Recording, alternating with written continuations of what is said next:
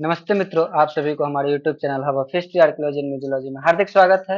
आज हम लोग आरपीएससी के म्यूजियोलॉजी पेपर 2 का सॉल्व पेपर देखेंगे, जो कि यूजीसी अभी हाल फिलहाल होने वाली यूजीसी नेट जीआरएफ एग्जाम या आरपीएससी क्यूरेटर और म्यूजियोलॉजी से संबंधित जितने भी एग्जाम है उसमें काफी हेल्पफुल होंगे। ये हम लोग थोड़ा सा डिस्क्रिप्टिव वे में क्वेश्चन सॉल्व करते हैं और उससे संबंधित जो पीडीएफ नोट्स है वो हमारे Telegram channel hub of history archaeology and museology पे मिल सकता है, जिसका लिंक डिस्क्रिप्शन में दिया हुआ है।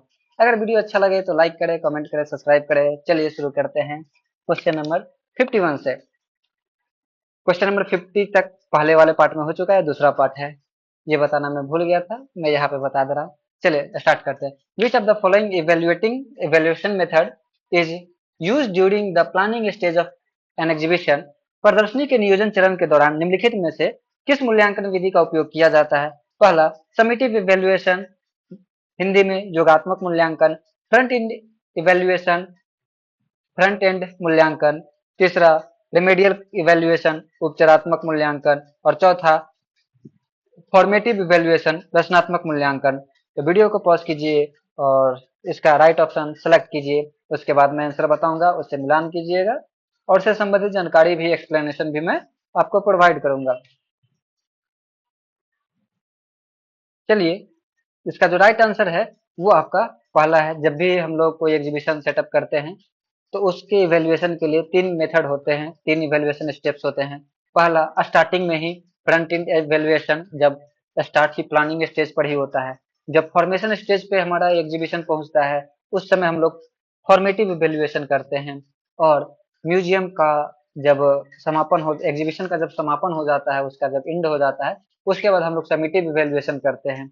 तो इस प्रकार से देखा जाए तो यहाँ पे प्लानिंग स्टेज की ही बात हो रही है, इसलिए राइट ऑप्शन 2 होगा। चलिए अगले प्रश्न की ओर आगे बढ़ते हैं। Question number 52, assertion humescents sorry humescents are commonly added to aqueous adhesive of the carbohydrate or protein type।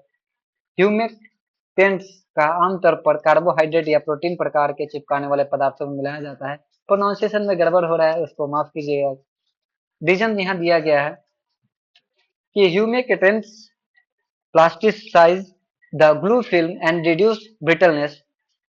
ह्यूमेकेटेंट्स गोंद फिल्म को प्लास्टिक करते हैं और भंगुरता को कम करते हैं। नीचे कोड दिए गए हैं जहाँ पे सही गलत ट्रू फॉल्स का है और कौन ट्रू फॉल्स असर्शन और रीजन एक दूसरे को सपोर्ट कर रहे हैं या नहीं, उसका यहाँ पे ऑप्शन दिया गया है। राइट ऑप्शन सेलेक्ट करें।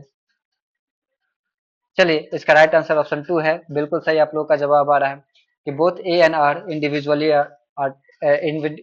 True and R is the correct explanation of A. Hindi में ए और आर दोनों व्यक्तिगत रूप से सत्य है और ए का सही स्पष्टीकरण किया जा रहा है। चलिए अगले प्रश्न की ओर आगे बढ़ते हैं। Question number 53, which of the following can be a structural barrier to taking full advantage of learning opportunity offered by museums. संग्रहालय संग्रहालयों द्वारा प्रदान किए जाने वाले सीखने के अवसरों का पूरा लाभ उठाने के लिए निम्नलिखित में से कौन सी संरचनात्मक बाधाएं हो सकती है? पहला, लोकेशन ऑफ द म्यूजियम, संग्रह का स्थान। दूसरा, यूज ऑफ एकेडमिक जार्गन, शैक्षिक शब्दजाल का उपयोग। तीसरा, हाई एडमिशन फी, उच्च प्रवेश शुल्क। और चौथा, लो मोटिवेशन, कम प्रेरणा। नीचे कोड दिए गए हैं जिसमें से तीन तीन ऑप्शन सेलेक्ट किए गए हैं, मतलब आपको इसमें से कोई एक ऑप्शन हटाना है ए बी सी डी में से, तो आपको राइट आंसर मिल जाएगा। तो जल्दी से आंसर इसका दीजिए। चलिए, इसका राइट आंसर ऑप्शन 1 है। हम लोग देखा जाए तो अगर हमें कुछ सीखना है तो मोटिवेशन की जरूरत नहीं, हमारे यहाँ पे बैरियर्स की बात कर रहे किया जा रहा है कि क्या ऐसा स्ट्रक्चरल बैरियर, वो भी ऐसा नहीं कि मेंटल बैरियर की बात हो रही है, यहाँ पे स्ट्रक्चरल बैरियर की बात हो रही है जो कि हमें एडवांटेज, सीखने में किसी एडवांटेज को लेने में रोक रही है। तो पहला है लोकेशन ऑफ द म्यूजियम, कि अगर म्यूजियम काफी दूर होता है तो हम लोग आते जाते तो हमें काफी ज्यादा परेशानी हो जाती है। दूसरा है कि किसी भी चीज को अगर सीख रहे हैं और उसमें ऐसे ऐसे वर्ड आ जाते हैं, जैसा कि मैंने अभी पिछला 52 नंबर क्वेश्चन में ह्यूमिड डिटेंस बोलने में मुझे काफी ज्यादा प्रॉब्लम हो रही थी, तो यहाँ पे भी वही एक प्रकार का बैरियर है। और तीसरा है हाई एडमिशन फी, कि जहाँ पे फी ज्यादा होंगे, और भारत देखते हैं कि एक मिडिल क्लास फैमिली वाला देश है जहाँ पे पैसे का तंगी होना एकदम आम बात है। तो वैसे कंडीशन में ये तीनों जो स्ट्रक्चरल बैरियर है वो हमें फुल जो एडवांटेज है म्यूजियम के द्वारा ऑफर्ड किए गए लर्निंग अपॉर्चुनिटी का एडवांटेज लेने में हमें रोकती है ये सारे स्ट्रक्चरल बैरियर। चलिए अगले प्रश्न की ओर आगे बढ़ते हैं। Question number 54, under museum grants scheme ministry of culture government of India museum can receive grant for. संग्रहालय अनुदान योजना संस्कृति मंत्रालय भारत सरकार के तहत संग्रहालय निम्न में से किस के लिए अनुदान प्राप्त कर सकते हैं? पहला, कंस्ट्रक्शन ऑफ न्यू बिल्डिंग, नए भवन का निर्माण। दूसरा, डिजिटल डॉक्यूमेंटेशन, डिजिटल प्रलेखन। तीसरा, परचेज ऑफ एंटिक्विटीज और आर्ट ऑब्जेक्ट्स, पुरावशेषों या कला वस्तुओं की खरीद। और चौथा, इक्विपमेंट, उपकरण। नीचे कोड दिए गए हैं सेम पैटर्न में, आपको इसमें से कोई एक option 1 A B C D में से हटाना है। नीचे 1 2 3 4 में से आपको एक राइट आंसर मिल जाएगा, तो जल्दी से इसका आंसर दीजिए।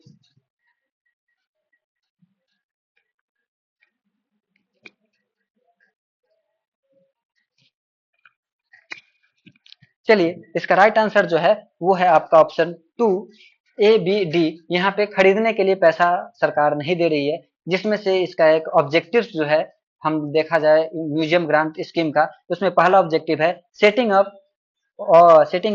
New museums bye central government, state government, societies, autonomous bodies, public sector undertakings, local bodies and trust registered under the societies act at the regional, state और डिस्ट्रिक्ट लेवल। मतलब कि अगर इन सारे में से कोई भी एक अगर नया म्यूजियम से सेटअप करना चाह रहे हैं तो उनके लिए म्यूजियम ग्रांट स्कीम के द्वारा पैसे मिलेंगे। दूसरा है strengthening and modernization of the existing museum by central government, state government, public sector undertaking. मतलब सेम चीज है कि अगर साथ साथ में अगर उन्हें म्यूजियम में ही उसको डेवलपमेंट करना है, उसमें मॉडर्नाइजेशन करना है, तो उसके लिए पैसे मिलेंगे। और तीसरा है डिजिटलाइजेशन या digitization of art objects in the museum across the country for making their image और catalogue available over the website. And चौथा है capacity building of museum professional. तो ये चारों चीजों के लिए ये ऑब्जेक्टिव्स के तहत काम होते हैं। और इसके साथ साथ पैसे किस किस जगह पे खर्च किया जा सकता है लेने के बाद, तो इसका आंसर जो है वो यहाँ पे दिया है ये वाला, कि पहला है, ओ सॉरी फॉर दैट, यहाँ पर एक चीज मेरा एक पार्ट खत्म हो गया।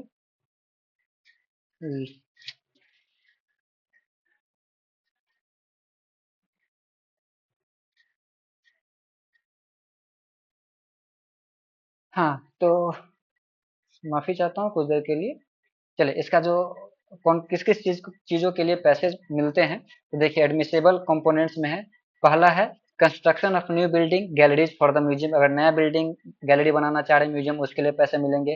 रेनोवेशन, रिपेयर्स, स्टोरेज एक्सटेंशन और modernisation of gallery, modernisation of the objects, ये सारे कंडीशन में आप पैसे उठा सकते हैं। पब्लिकेशन में कैटालॉग के लिए पैसे मिलेंगे, म्यूजियम गाइड के लिए, गैलरी सीट के लिए, फोटो इंडेक्स कार्ड के लिए, पिक्चर पोस्ट कार्ड्स के लिए, folio containing prints of museum object उसके लिए, मोनोग्राफ्स के लिए, हैंड लिस्ट के लिए, ये सारे के लिए मिलेंगे। साथ ही साथ conservation laboratories and conservation project है तो उसके लिए भी पैसे मिलेंगे। तो यहाँ पे थोड़ा सा और इसका डिस्क्रिप्शन दिया गया है कि conservation assistance under the scheme will be for setting up of expansion और upgradation of library laboratories and for conservation of objects. Development of museum grant will be made available for upgrading existing museum libraries and it's for increasing the collection। पाला ये भी part है। अगला देखते हैं कि purchase of equipment, क्या क्या इक्विपमेंट के लिए पैसे मिलेंगे। तो सबसे पहला इक्विपमेंट जो जनरल इक्विपमेंट में पहला आएगा display item such as podiums and panels. दूसरा है special item for display of museum object. तीसरा है कंप्यूटर्स फॉर डॉक्यूमेंटेशन। चौथा है कैमराज, स्लाइड प्रोजेक्टर और स्क्रीन। छठा है सीसीटीवी, इसमें एक्सेट्रा भी जोड़ सकते हैं। इक्विपमेंट फॉर सिक्योरिटी सर्विस, तो door frame metal detector, hand held metal detector, radio sets, hand baggage, X ray machine, CCTV, vehicle inspection mirrors and recording system, magnetic latches for the door, glass break detectors, magnetic switches, vibration detectors, alarm system, video motion detectors, passive infrared device, infrared beam barriers, RFID tags etcetera. देखिए जितने जो equipment है ये question भी net और curator में पूछे जा सकते हैं कि इसमें से कौन कौन सा सिक्योरिटी सिस्टम है। तो यहाँ पे जितने जो लिखे गए हैं म्यूजियम में सारे यूज होने वाले सिक्योरिटी सिस्टम है। ठीक है, इक्विपमेंट की भी बात कर ले तब। फिर आता है any other equipment that may be considered to be essential by the expert committee. अब अगर कोई ऐसा इक्विपमेंट ला रहे हैं तो जो कि इस लिस्ट में नहीं दिया गया है, तो उसके लिए आपको एक्सपर्ट कमिटी का आपको अप्रूवल लेना पड़ेगा। उसके बाद आता है डॉक्यूमेंटेशन ऑफ ऑब्जेक्ट, उसके लिए पैसे मिलेंगे। और installation of roof top solar system, ऊपर सोलर सिस्टम लगा रहे तो इतने जगह से आपको मिलेंगे म्यूजियम ग्रांट, म्यूजियम ग्रांट के द्वारा, ठीक है। म्यूजियम स्कीम ग्रांट जो है यहाँ पे, ग्रांट स्कीम उसके द्वारा। तो ये आप लोग स्क्रीनशॉट करके लिख सकते हैं, और हो सकता है इसमें से क्वेश्चन कोई एक आ जाए। चलिए अगला क्वेश्चन है, question number 55। It is critical for museums to learn about the effects of physical space and social interaction on learning. संग्रहालयों के लिए अधिगम पर भौतिक स्थान और सामाजिक संपर्क के प्रभाव के बारे में जानना महत्वपूर्ण है। Reason all learning occurs within a physical and social context. सभी अधिगम एक भौतिक और सामाजिक संदर्भ के भीतर होता है। तो यहाँ पे वीडियो पॉज करें और आप लोग राइट ऑप्शन सेलेक्ट करें नीचे दिए गए कोड में से। चलिए इसका राइट आंसर है ऑप्शन 4। देखा जाए तो ऑप्शन 1 और मतलब असर्शन ए और रीजन आर दोनों सही है, और एक दूसरे का वो एक्सप्लेनेशन भी कर रहे हैं। कहा जाए कि म्यूजियम में बताया जा रहा है कि फिजिकल स्पेस है, सोशल इंटरेक्शन, और ये दोनों की मदद से हमें म्यूजियम में सीखते हैं। और यहाँ पे बताया जा रहा है कि लगभग हम जितने प्रकार से भी सीखते हैं उसमें एक सामाजिक और भौतिक रेफरेंस कॉन्टेक्स्ट छिपा होता है। तो वो भी बात सही है, और ये म्यूजियम एजुकेशन से रिलेटेड क्वेश्चन था। चलिए अगले प्रश्न की ओर आगे बढ़ते हैं। Question number 56। Match the function of management in list 1 with the activities in list 2। सूची 1 में प्रबंधन के कार्यों का मिलान सूची 2 की गतिविधियों से कीजिए। सूची 1 में प्लानिंग योजना, बी ऑर्गेनाइजिंग आयोजन, सी लीडिंग अग्रणी, डी कंट्रोलिंग नियंत्रण। लिस्ट 2 में establishing staff structure and chain of command, staff संरचना और कमांड की श्रृंखला की स्थापना करना। दूसरा measuring performance and taking corrective action, निष्पादन को मापना और सुधारात्मक कार्यवाही करना। तीसरा setting objectives and determining A course of action, कार्य उद्देश्यों को निर्धारित करना और कार्यवाही की प्रक्रिया निर्धारित करना। और चौथा कम्युनिकेशन एंड मोटिवेशन, संचार और प्रेरणा। चलिए इसका आंसर दीजिए। यहाँ पे पीओएलसी जो है उसका प्लॉट यहाँ पे दिया गया है। उसी के आधार पर जितने जो मैनेजमेंट के वर्क होते हैं ये लगभग मेनली 4 हैं, उसके अलावा भी होते हैं, तो उसके बारे में भी चर्चा करेंगे। पहले इसका लिस्ट का मिलान कीजिए। चलिए इसका राइट आंसर ऑप्शन 3 है। प्लानिंग जो हम लोग करते हैं वो आपका किसी भी काम को देखते हैं कि हमें क्या क्या करना है, तो determining A course of action कि हमारे ऑब्जेक्टिव क्या है उसका सेटिंग करना है, और उसके लिए क्या क्या हम लोग को करना होगा उसको देखना। तो ए का 3 हो गया। बी का 1 ऑर्गेनाइजिंग, ऑर्गेनाइजेशन का मतलब क्या है कि हम लोग जो हमारा जो गोल है, हमारे जो ऑब्जेक्टिव्स है, और उसके लिए जो हम एक्शन लेने वाले हैं उसके लिए हमें कितने लोगों की जरूरत पड़ेगी, उसके लिए किसको किसको क्या कमांड देना पड़ेगा, वो सर आपका ऑर्गेनाइजिंग में आ जाएगा। फिर बात करते हैं हम लीडिंग की, तो अब क्या है कि हमें मोटिवेशन देना पड़ेगा सब लोग को, भाई ये करो ये करो, और उस मोटिवेशन को पहुंचाने के लिए सब लोगों के बीच में एक कम्युनिकेशन एस्टेब्लिश भी करना पड़ेगा। और चौथा रहा कंट्रोलिंग, अब हमारा जो भी गोल है उस गोल में कोई भी दिक्कत आ रही है या उसका स्पीड अप कैसा चल रहा है, उसमें कोई देरी हो रही है या नहीं हो रही है, उसका परफॉर्मेंस हम लोग चेक करेंगे, और उसमें कहीं पे भी अगर कोई त्रुटि निकलती है, कोई लैकेज होते हैं, तो उसको हम लोग क्या करेंगे, ठीक करेंगे, उसके लिए हम लोग करेक्टिव एक्शन लेंगे। तो ये आपका ऑप्शन ए लिस्ट 1 और लिस्ट 2 के सही मैच है। चलिए अगले प्रश्न की ओर आगे बढ़ते हैं। Question number 57। Match the educational activities in list 1 with the target groups in list 2। सूची 1 में शैक्षिक गतिविधियों का मिलान सूची 2 में लक्षित समूहों के साथ करें। लिस्ट 1 में हाईलाइट टूर, मुख्य आकर्षण दौरे, बी लेक्चर व्याख्यान, सी स्टोरी टेलिंग कहानी सुनाना, और the sign language interpreted tour, संकेत भाषा व्याख्या दौरे। लिस्ट 2 में पहला deaf and hearing impaired people, बाधित और श्रवण बाधित लोग। दूसरा चिल्ड्रन बच्चे। तीसरा एडल्ट वयस्क, और चौथा टूरिस्ट पर्यटक। तो ये बताइए कि कौन कौन सा एजुकेशनल एक्टिविटी किस टाइप के ग्रुप के लिए फेवरेबल होगा या बेस्ट होगा, उसके लिए राइट कोड सेलेक्ट करें।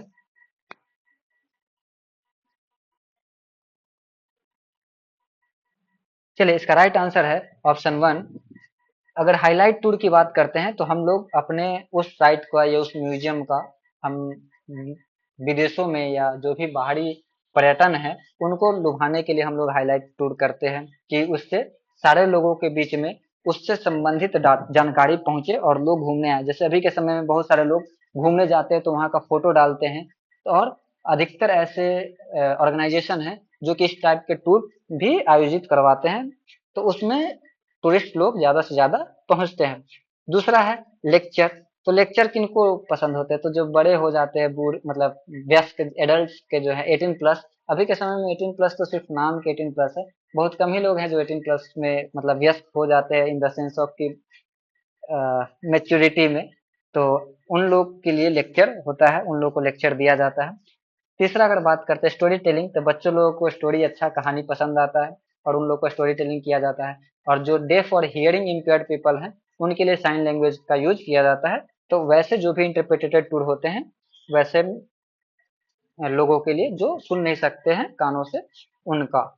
चलिए अगले प्रश्न की ओर आगे बढ़ते हैं। Question number 58, museum education program should be developed for specific age और इंटरेस्ट ग्रुप। संग्रहालय के शैक्षणिक कार्यक्रम प्राय विशेष उम्र या रुचि रखने वाले समूहों के लिए बनाए जाने चाहिए। Reason, in this way the information can be presented at appropriate cognitive level. इस प्रकार बोधगम्यता स्तर पर सूचनाएं प्रस्तुत की जा सकती है। नीचे दिए गए कोड में से आपको सही कोड चूज करना होगा। चलिए इसका राइट कोड है ऑप्शन 3।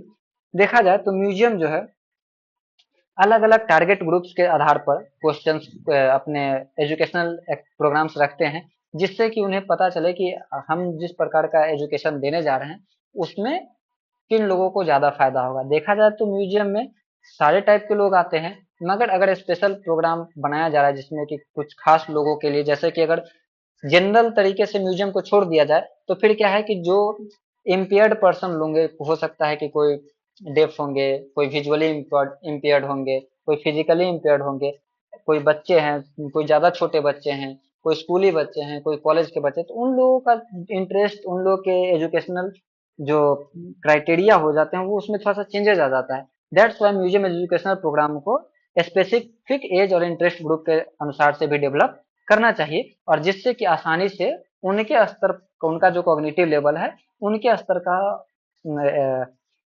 एजुकेशनल प्रोग्राम हो और वो उस प्रकार से उसको आसानी से सीख पाए। तो इस प्रकार से देखा जाए तो ऑप्शन 3 जो है राइट आंसर है। चलिए अगले प्रश्न की ओर आगे बढ़ते हैं। Question number 59, which of the following indicates that funding source need to know what the museum does with it funds and how it conducts business. निम्नलिखित में से क्या इंगित करता है कि वित्त पोषण स्रोतों को यह जानने की आवश्यकता है कि संग्रहालय अपने धन के साथ क्या क्या करता है और यह व्यवसाय कैसे करता है। पहला सिचुएशन एनालिसिस, स्थिति विश्लेषण। दूसरा बजट। तीसरा कॉर्पोरेट प्लान। चौथा ऑडिट, लेखा परीक्षा। तो वीडियो को पॉज कीजिए और इसका राइट आंसर सेलेक्ट कीजिए।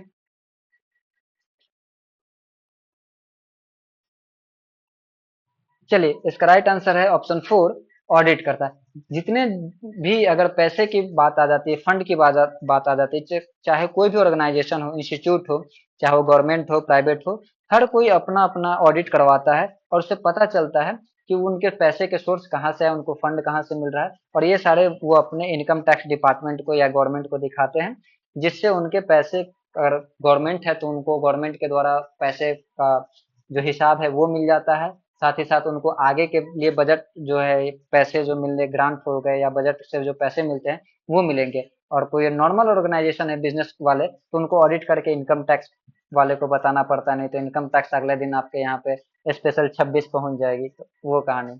चलिए अगले प्रश्न की ओर आगे बढ़ते हैं। Question number 60, the maximum amount of financial assistance for category 1 museum under museum grant scheme ministry of culture government of India is limited to.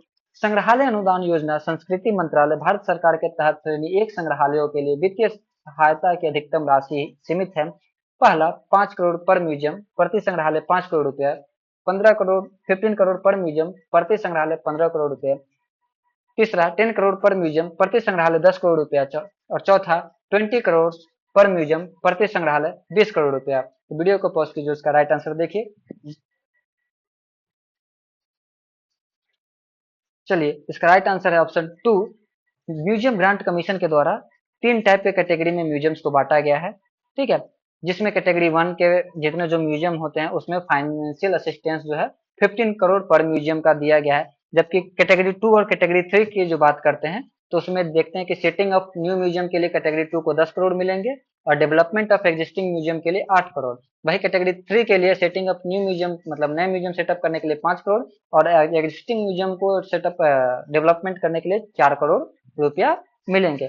ठीक है, उससे संबंधित और भी जानकारी बगल में ऐड की गई है। तो अगर बात करें कैटेगरी 3 में कौन सा आते हैं तो यहाँ पे है कि नॉर्थ ईस्टर्न रीजन के including Sikkim final assistance would be 90% of the total project cost subject to the maximum financial ceiling as given in the table. यहाँ बगल में टेबल में जो दिया गया उसके आधार पर ये साइड में कुछ कुछ उसके म्यूजियम्स के कैटेगरी के हिसाब से उसका प्रोजेक्ट का फाइनेंशियल असिस्टेंस बताया गया है। चलिए अगले प्रश्न की ओर आगे बढ़ते हैं।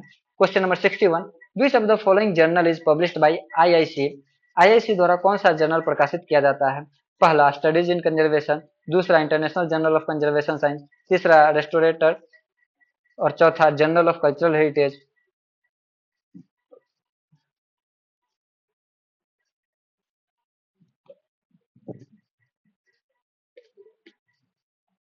चलिए इसका राइट आंसर है ऑप्शन 1 स्टडीज इन कंजर्वेशन।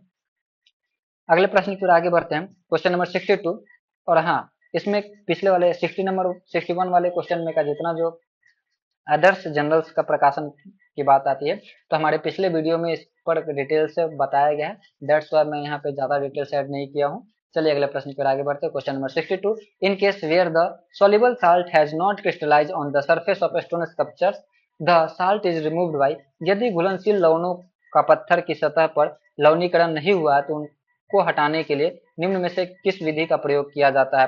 पहला मैकेनिकल स्केपल के द्वारा, दूसरा इमर्शन इन रनिंग वाटर बहते जल में डुबाकर, तीसरा keeping the sculpture in solar मूर्ति को सोलर हट में रखकर और चौथा अप्लाइंग एसिड विथ ब्रश से एसिड लगाकर।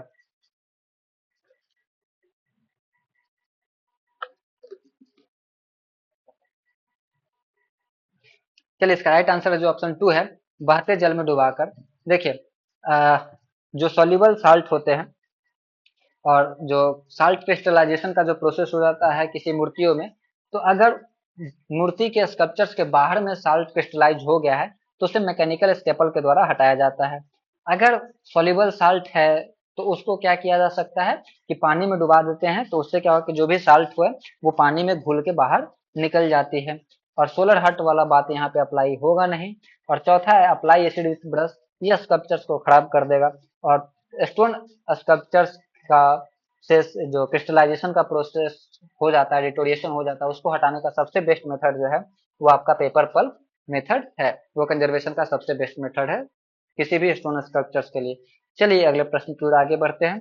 Question number 63, which of the following are autonomous bodies of ministry of culture government of India. निम्नलिखित में से कौन से संस्कृति मंत्रालय भारत सरकार की स्वायत्त निकाय है? पहला आईजीआरएमएस भोपाल, दूसरा एनआरएलसी लखनऊ, तीसरा एनसीएसएम कोलकाता और चौथा इलाहाबाद म्यूजियम प्रयागराज। इसमें से तीन निकालना होगा, एक निकालना होगा, बाकी तीन आपको मिल जाएगा। चलिए इसका राइट आंसर जो है ऑप्शन 1 है ए सी डी। अगर बात करते हैं मिनिस्ट्री ऑफ कल्चर के अंदर तो आपका आईजीआरएमएस भोपाल आ जाता है, आपका एनसीएसएम कोलकाता आ जाता है और इलाहाबाद म्यूजियम प्रयागराज आ जाता है। जबकि एनआरएलसी की बात लखनऊ की करते हैं तो ये ऑटोनोमस बॉडी नहीं है, ये आपका डायरेक्टली कंट्रोल्ड होता है मिनिस्ट्री ऑफ कल्चर के द्वारा और ये इसका एक रीजनल जो कंजर्वेशन सेंटर है वो आपका मैसूर में। इसके पहले वाला पार्ट जो है पार्ट 1 में इससे संबंधित और भी डिटेल्स दिया गया है एनआरएलसी लखनऊ के बारे में और एक फोटो जो है एनआरएलसी लखनऊ का वो हमारे टेलीग्राम चैनल पे भी मिल जाएगा, आप वहां पे जाके देख सकते हैं डिटेल्ड में उसका हिस्ट्री जो लिखा हुआ है। अगले क्वेश्चन की ओर आगे बढ़ते हैं। Question number 64, which of the following are physical characteristics of exhibition text. निम्नलिखित में से कौन सी प्रदर्शनी पाठ की भौतिक विशेषताएं हैं? पहला वोक्यूबुलरी शब्दावली, दूसरा type face point size, type face का पॉइंट साइज, तीसरा साइज ऑफ टेक्स्ट यूनिट पाठ इकाई का आकार और चौथा लाइन लेंथ पंक्ति की लंबाई। तो वीडियो को पॉज कीजिए और इसका राइट ऑप्शन सेलेक्ट कीजिए। चलिए इसका राइट आंसर है ऑप्शन 2 बी सी डी। यहाँ पे वोकेबुलरी पे ज्यादा ध्यान नहीं दिया जाता है, ठीक है, और एग्जीबिशन टेस्ट में जितना इजी वाले वर्ड्स होते हैं उन्हीं को प्रयुक्त किया जाता है जिससे सारे लोग आसानी से पढ़ पाए। अब ऐसा नहीं कि शशि थरूर के जैसा अगर कोई वर्ड यहाँ पे म्यूजियम के एग्जीबिशन टेक्स्ट में लगाया जाना शुरू कर दिया जाए, फिर तो क्या हो जाए कि म्यूजियम का जो पर्पस है, जो एग्जीबिशन टेक्स्ट का पर्पस जो वहीं खत्म हो जाता है। तो यहाँ पे टाइप फेस का पॉइंट साइज जो है, साइज ऑफ टेक्स्ट यूनिट और लाइन लेंथ, ये सारे जो है फिजिकल कैरेक्टरिस्टिक्स है एग्जीबिशन लेंथ के, एग्जीबिशन टेक्स्ट है। चलिए अगले प्रश्न पर आगे बढ़ते हैं। Question number 65, which of the following is an example of remedial conservation of textile. निम्नलिखित में से कौन सा वस्त्रों के उपचारात्मक संरक्षण का उदाहरण है? पहला डस्टिंग, दूसरा स्टिचिंग सिलाई, तीसरा मॉनिटरिंग यूवी लेवल्स पराबैंगनी किरणों की निगरानी, और चौथा कंट्रोल ऑफ आरएच, आरएच का नियंत्रण। तो वीडियो को पॉज कीजिए, इसका राइट आंसर सिलेक्ट कीजिए।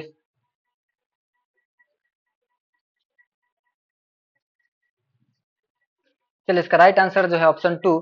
देखिए डस्टिंग जो हो जाएगा आपका क्यूरेटिव कंजर्वेशन हो जाएगा। मॉनिटरिंग ऑफ यूवी लेवल और कंट्रोल ऑफ आरएच वो आपका प्रिवेंटिव कंजर्वेशन हो जाएगा। और स्टिचिंग जो है आपको उसका रिमीडियल कंजर्वेशन या कह सकते हैं रेस्टोरेशन जो है वो हो जाएगा। तो इस प्रकार से ऑप्शन 2 जो है राइट आंसर है।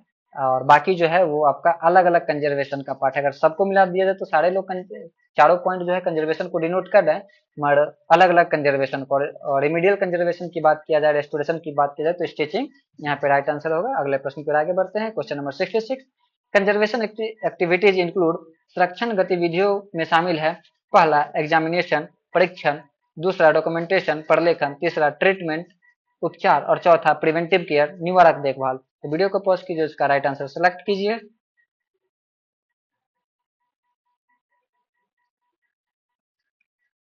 चलिए इसका राइट आंसर है option 1 A B C D. ये चारों जो है कंजर्वेशन एक्टिविटी के अंतर्गत ही आता है।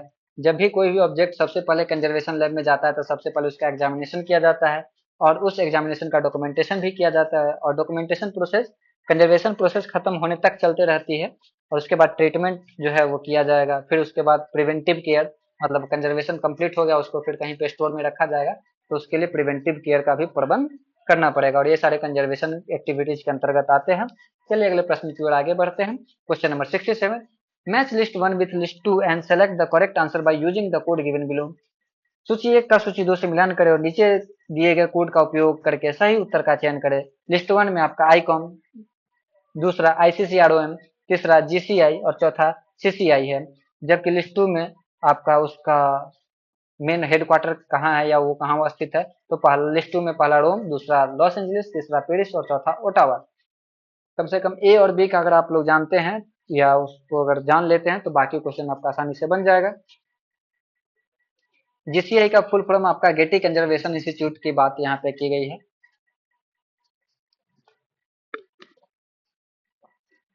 चलिए इसका राइट आंसर जो है ऑप्शन ए है। आईकॉम जो है उसका मुख्यालय पेरिस में है। अगर आईसीसीआरओ की बात करते हैं तो ये रोम में है। अगर हम लोग गेटी की बात करते हैं तो ये लॉस एंजलिस में, और सीसीआई आपका ओटावा में है। चलिए अगले प्रश्न की ओर आगे बढ़ते हैं। Question number 68, BEVA lining is treatment given to. BEVA lining का उपयोग किस उपचार में होता है? पहला ब्रिटल कैनवास पेंटिंग, जीर्ण कैनवास पेंटिंग में, दूसरा कुराइड कॉपर एलोई ऑब्जेक्ट, संक्षारित तांबे मिश्र धातु से बनी वस्तुओं में, तीसरा रस्टेड आयरन ऑब्जेक्ट, जंग लगे लोहे की वस्तुओं में, और चौथा ब्रिटल आइवरी ऑब्जेक्ट, जीर्ण हस्त दंत से बनी वस्तुओं में। तो वीडियो को पॉज कीजिए और इसका राइट आंसर सेलेक्ट कीजिए।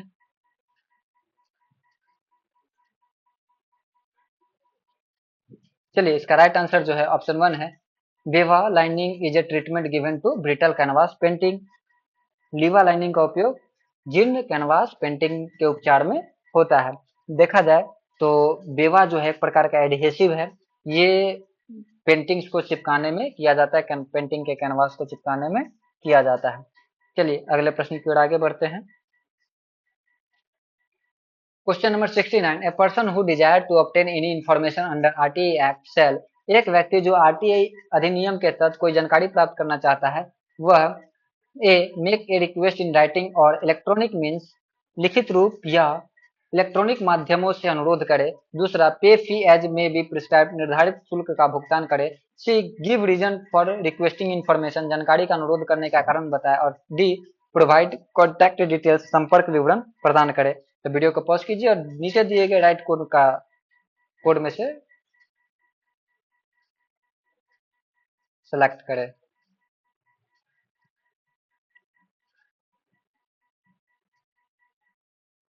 चलिए आरटीआई एक्ट 2005 की अगर बात करते हैं तो यहाँ पर आपको लिखित रूप में इलेक्ट्रॉनिक माध्यम से आप रिक्वेस्ट डाल सकते हैं और उसके लिए जो पैसा लगता है उसको पैसा भी देना पड़ेगा। Give reason for requesting information, ये नहीं होता है कि हमें रीजन पता करना होता है कि हाँ मतलब रीजन बताना है कि हम ऐसा क्यों जानना चाहते हैं, वहां पे इसकी कोई जरूरत नहीं है। आपको पूछने का मन किया, आपने पूछ लिया, तो ये सी नंबर यहाँ पे नहीं होगा। और प्रोवाइड कॉन्टेक्ट डिटेल्स, आपके प्रत्युत्तर देने के लिए आपका कॉन्टेक्ट डिटेल्स मांगा जाता है कि आपने जो रिक्वेस्ट की है उसका हम जो उत्तर देंगे उसके लिए आपका कॉन्टेक्ट डिटेल्स हमें मिलना चाहिए। चलिए अगला क्वेश्चन है question number 70। GCI get in conservation institute is situated in, अभी हाल फिलहाल जस्ट पिछले वाले क्वेश्चन में इसका सॉल्यूशन हुआ, फिर भी आप लोग बता दीजिए और नहीं तो मैं ही बता दे रहा हूँ। लॉस एंजलिस, वेरी गुड, ये बहुत इंपॉर्टेंट क्वेश्चन है या कह सकते हैं मोस्ट रिपीटेड क्वेश्चन में भी आता है इंटरनेशनल म्यूजियम और कंजर्वेशन वाले पार्ट से। अगला क्वेश्चन है it is important to provide and regulate a variety of stimuli to which visitors will be expose in an exhibition, एक प्रदर्शनी में विभिन्न प्रकार की उत्तेजनाओं को प्रदान करना और विनियमित करना महत्वपूर्ण है जिन्हें दर्शकों के लिए उजागर किया जाएगा। Reason the variety creates monotony and visitors find it interesting, विविधता एक रसता पैदा करती है और दर्शकों को यह दिलचस्प लगता है। तो वीडियो को पॉज कीजिए और नीचे दिए गए राइट कोड में से मतलब कोड में से राइट ऑप्शन सेलेक्ट करें। चलिए इसका राइट आंसर जो है ऑप्शन 2 है, पहला, कि अगर हमें किसी प्रदर्शनी में अलग अलग तरीके से लोगों को स्टिमुलाई करें तो वहाँ विजिटर जो है वो उनको एग्जीबिशन में ज्यादा अच्छा लगेगा कि हाँ भाई चलो यहाँ पे हमें बहुत चीज देख जानने को मिल रहा है और वे बार बार मतलब म्यूजियम आना या एग्जीबिशन देखना पसंद करेंगे। मगर यहाँ पे जो बात किया जा रहा है कि वेराइटीज क्रिएट्स मोनोटोनी, तो ऐसा होता नहीं, विविधता विविधता ही रहेगा, वो एक रूपता नहीं हो सकता है। ठीक है। और हर दर्शक को एक जैसा नहीं लगता है, वो खिचड़ी लगता है तो कभी कभी बोलते हैं नहीं भाई रहने दो। कोई अगर पेंटिंग पसंद करता है तो सिर्फ पेंटिंग वाले जो एग्जीबिशन है उसी में जाना पसंद करते हैं।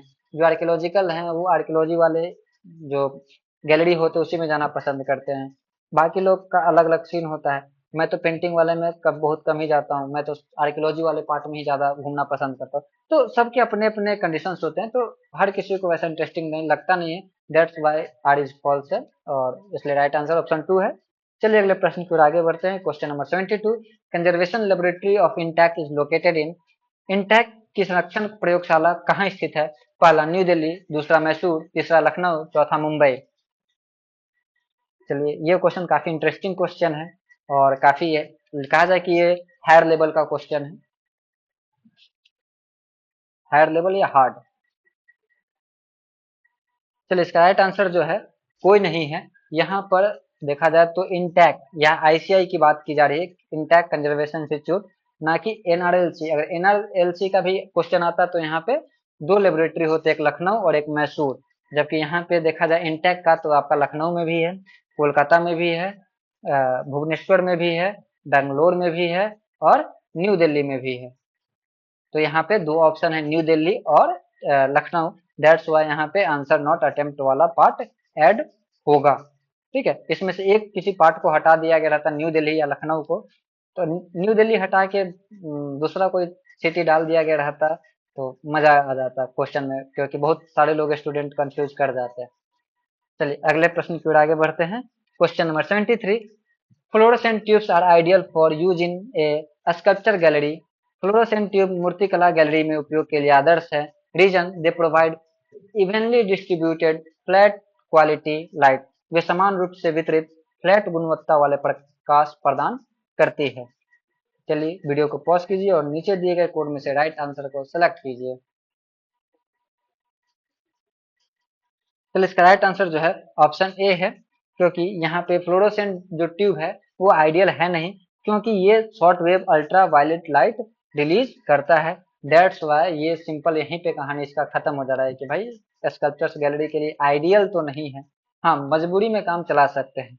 और दूसरा बात है कि ये फ्लैट लाइट देता है, जो हमारे घर में मरकरी ट्यूब लाइट जो होते हैं, मरकरी बेस्ड पुराने वाले, तो वो जो है आपको एक जैसा लाइट आपको हर जगह प्रोवाइड करवाते हैं और इसलिए अधिकतर लोग जो है ट्यूबलाइट यूज पर करना पसंद करते हैं।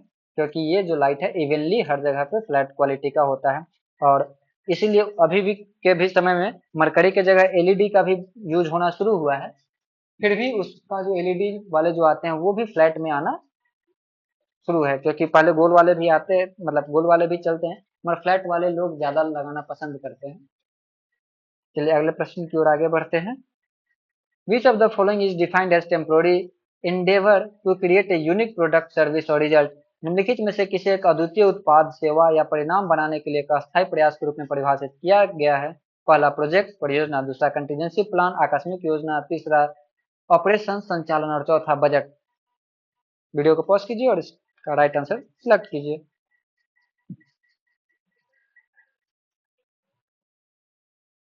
चलिए इसका राइट आंसर जो है ऑप्शन 1 है। यहाँ पे प्रोजेक्ट की, जब हम लोग किसी चीज के लिए कोई भी चीज अगर नया हम लोग लाना चाहते हैं तो उसके लिए एक प्रोजेक्ट आता है। ठीक है, प्रोजेक्ट बनाते हैं भाई कि इस प्रोजेक्ट पे वर्क कर रहे हैं, इस प्रोजेक्ट का वर्क हो रहा है, मैं मुझे ये नया प्रोजेक्ट मिला है। ये तो ये सारा क्या है कि एक नई नई चीजों को लाने के लिए नए नए टाइम पे अलग अलग टाइप के प्रोजेक्ट रन करते रहते हैं, चल बनते रहते हैं और इसी प्रकार से कंटिन्यूएशन होते रहता है। कंटीजेंसी प्लान की बात करें तो कोई भी प्लान, कोई भी प्रोजेक्ट में अगर एक्स्ट्रा जो पैसा इधर उधर छोटे मोटे जो खर्चे होते हैं जिसको हम लोग मिसलेनियस बोलते हैं, वही आपका कंटीजेंसी प्लान होता है। ऑपरेशंस मतलब उस प्रोजेक्ट को कंप्लीट करने के लिए क्या क्या काम कीजिएगा वो आपका ऑपरेशन हो जाएगा, और उस प्रोजेक्ट को कंप्लीट करने के लिए जितना पैसा लगेगा वो आपका बजट हो जाएगा। चलिए अगले प्रश्न की ओर आगे बढ़ते हैं। Question number 25, which of the following factors which hamper the full and effective participation of person with disabilities in society are including in the definition of barrier as per the right of person with disabilities act 2016? निम्नलिखित में से कौन से कारक जो समाज में विकलांग व्यक्तियों की पूर्ण और प्रभावी भागीदारी को बाधित करते हैं, उन्हें विकलांग व्यक्तियों के अधिकार अधिनियम 2016 के अनुसार बाधा की परिभाषा में शामिल किया गया है? पहला इकोनॉमिक, दूसरा मतलब आर्थिक, और दूसरा सोशल सामाजिक, तीसरा एटीट्यूडनल रवैया, और चौथा इमोशनल भावनात्मक। नीचे दिए गए कोड है उसमें से एक पार्ट को हटाइए और आपका आंसर आपके नजरों के सामने होगा। चलिए इसका राइट आंसर जो है ऑप्शन 4 है, ए बी सी। इमोशनल जो है वो पार्ट यहाँ पे मतलब नहीं आता है उसमें, क्या कहा जाए कि वो उसके डिफिनीशन में ऐड नहीं किया गया है। बाकी इकोनॉमिक, सोशल और एटीट्यूडनल रवैया वाला पार्ट इसमें आ जाता है। चलिए अगले प्रश्न की ओर आगे बढ़ते हैं। Question number 26, a museum has appointed a person as a curator on deputation, the appointment person will have to. एक संग्रहालय किसी व्यक्ति को संग्रहालय अध्यक्ष के रूप में डिप्यूटेशन पर नियुक्ति देता है, तो नियुक्त व्यक्ति को पहला undergo a period of probation, probation पूरा करना पड़ेगा, दूसरा क्लियर ए डिपार्टमेंटल एग्जाम, विभागीय परीक्षा पास करनी पड़ेगी, तीसरा अंडरगो ए ट्रेनिंग, प्रशिक्षण प्राप्त करना होगा, चौथा return to parent organisation after completion of period of deputation, deputation काल को पूरा करने के पश्चात अपने मूल विभाग को वापस जाना पड़ेगा। तो वीडियो को पॉज कीजिए और राइट ऑप्शन सेलेक्ट कीजिए। चलिए इसका राइट आंसर जो है ऑप्शन 4, कि अगर आपको अपॉइंट किया जा रहा है डिप्यूटेशन पे, तो भाई डिप्यूटेशन का टाइम पीरियड खत्म होगा तो आपको घर ही जाना पड़ेगा। बाकी चीजें तो बाद की बात है, टाइम खत्म हुआ घर जाइए, मतलब अपने जगह पे जहाँ से आए वहां पे चले जाइए। चलिए अगले प्रश्न की ओर आगे बढ़ते हैं। Question number 27, which of the following can contribute to motivation of museum employees? निम्नलिखित में से कौन संग्रहालय के कर्मचारियों की प्रेरणा में योगदान दे सकता है? पहला कम्युनिकेशन अबाउट गोल्स, लक्ष्यों के बारे में संप्रेषण, दूसरा delegation of authority and responsibility, अधिकार और जिम्मेदारी का प्रत्यायोजन, तीसरा टीम स्पिरिट, टीम की भावना, और चौथा लैक ऑफ ट्रेनिंग, प्रशिक्षण की कमी। नीचे ऑप्शंस दिए गए हैं, उस चार एबीसीडी में से कोई एक ऑप्शन हटाइएगा तो नीचे कोड में से आपका राइट आंसर सेलेक्ट मिल जाएगा। चलिए इसका right answer option 2 A B C. यहाँ पे अगर हम लोग बात किया जा रहा है मोटिवेशन, म्यूजियम एम्प्लॉय के मोटिवेशन देने की, तो वहाँ पे लैक ऑफ ट्रेनिंग जो है वो मोटिवेशन को कम नहीं कर सकता। बाकी चीजें जो है वो आपका कम मोटिवेशन कम कर सकती है, मगर लैक ऑफ ट्रेनिंग जो है वो मोटिवेशन कम करने का काम नहीं करती है। चलिए अगले प्रश्न की ओर आगे बढ़ते हैं। Question number 28, which of the following is the starting point for design process for an exhibition, निम्नलिखित में से कौन सा एक प्रदर्शनी की डिजाइन प्रक्रिया के लिए प्रारंभिक बिंदु है? पहला एग्जीबिशन लेआउट, प्रदर्शनी लेआउट। दूसरा एग्जीबिशन ब्रीफ, प्रदर्शनी संक्षिप्त। तीसरा कम्युनिकेशन मास्टर प्लान, संचार मास्टर प्लान। और चौथा एग्जीबिशन पॉलिसी, प्रदर्शनी नीति। तो वीडियो को पॉज कीजिए और राइट आंसर सेलेक्ट कीजिए।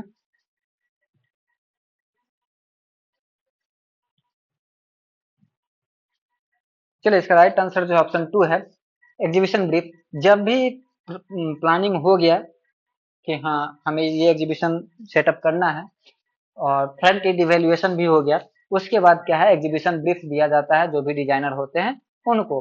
अब वो क्या करेंगे, उस डिजाइन एग्जीबिशन ब्रीफ के आधार पर वो डिजाइनिंग करना शुरू कर देंगे और वहां से फॉर्मेटिव एवेल्युएशन भी शुरू हो जाता है। इवेल्युएशन नहीं, इवोल्यूशन, हाँ इवेल्युएशन, इवोल्यूशन तो अलग हो जाएगा। इवेल्युएशन स्टार्ट हो जाता है एग्जीबिशन ब्रीफ के बाद। जब एग्जीबिशन का डिजाइनिंग प्रोसेस स्टार्ट हो जाता है तब हमारे स्टार्टिंग पॉइंट जो सबसे स्टार्ट कहाँ से होता है, तो आपका एग्जीबिशन ब्रीफ से ही स्टार्ट होता है। एग्जीबिशन ब्रीफ के बारे में ज्यादा जानना है तो आप म्यूजियम बेसिक्स बुक जो है टिमोथी एम्ब्रोस और क्रिस्पी पेन का, जो कि हमारे टेलीग्राम चैनल पर अवेलेबल है, वहां से जाकर डाउनलोड करके उसको एक बार पढ़ सकते हैं। चलिए अगले प्रश्न की ओर आगे बढ़ते हैं। Question number 29, which of the following evaluation method is design to reveal any weakness in the completed exhibition, निम्नलिखित में से कौन सी मूल्यांकन विधि पूरी हो चुकी प्रदर्शनी में कमजोरियों को प्रकट करने के लिए डिजाइन की जाती है?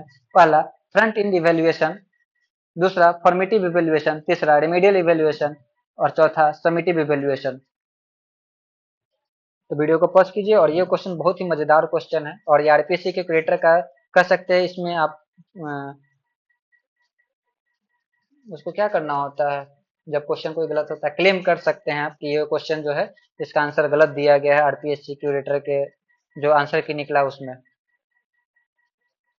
क्यूरेटर वाले नहीं सर, म्यूजियोलॉजी का जो एग्जाम हुआ था उसमें प्रोफेसर वाले में। चलिए, इसका जो राइट आंसर है वो आंसर की के द्वारा ऑप्शन 3 है, मगर इसका राइट आंसर जो होगा ऑप्शन 4 होगा, समिटिव इवेल्युएशन। क्योंकि अगर हम लोग म्यूजियम बेसिक्स के बुक्स के आधार पर चलेंगे तो the third summative evaluation technique is critical appraisal. This means only simply inviting an outside expert to prepare a detail critique of the completed exhibition. तो यहाँ पे बात किया जा रहा है कि समेटिव इवेल्युएशन के अंतर्गत ही उसे क्रिटिकल अप्रेजल बोला जाता है, जहाँ पे बाहर से एक एक्सपर्ट को बुलाया जाता है जो वो भी एग्जीबिशन कंप्लीटेड होने के बाद। और the value of critical appraisal lies in having sensitive expert, one who can identify problems applying skill that the museum professional does not have। तो जो म्यूजियम प्रोफेशनल के पास नहीं था वो अब वहाँ का सेंसिटिव एक्सपर्ट आएगा, वो बताएगा।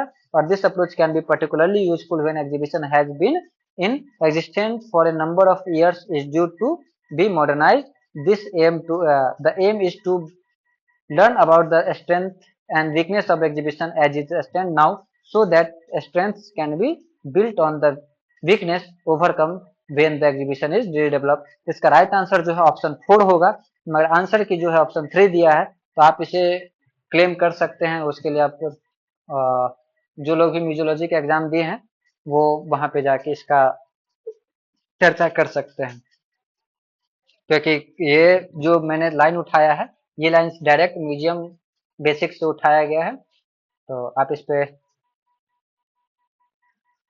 इसका आंसर 4 होगा राइट। तो इसका राइट आंसर जो होगा वो आपका समिटिव इवेल्युएशन होता है, उसके बीच में रेमिडियल इवेल्युएशन ये सब कुछ नाम का चीज होता ही नहीं है।